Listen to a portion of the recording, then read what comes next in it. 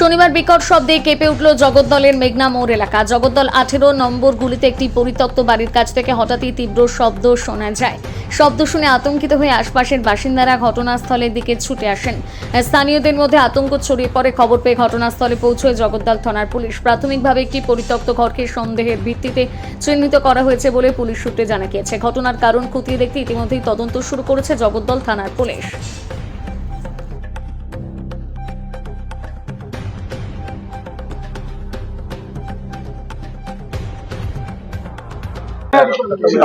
আরে একটা আওয়াজ পেয়েছি আমরা, তারপরে পুলিশকে খবর করে পুলিশ এসেছে, পুলিশ সার্চিং করছে।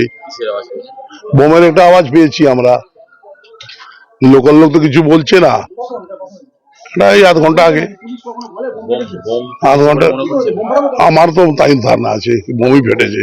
যা সাউন্ড আমরা পেয়েছি, এখান থেকে 300 মিটার দূরে আমার পার্টি অফিস, যদি ওইখানে আমরা সাউন্ড পেয়েছি তার মানে বোমই ফেটেছে। হতে পারে, হতে পারে। দেখুন 18 নম্বর করে তো কিছুদিন আগেই একটা মার্ডার হয়েছে, কে করেছে আপনারা সবাই জানেন। সেই কেসে 7 জন অ্যারেস্ট আছে, কাউন্সিলর ছেলে, কাউন্সিলর ছেলের ছায়া সঙ্গীরা সব 7 জন অ্যারেস্ট আছে।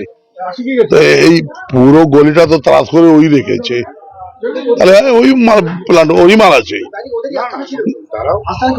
না, ওটা ছিল। দেখুন ওইখান দরজা ভেঙে মালটা ঢুকিয়ে দেওয়া হয়েছে।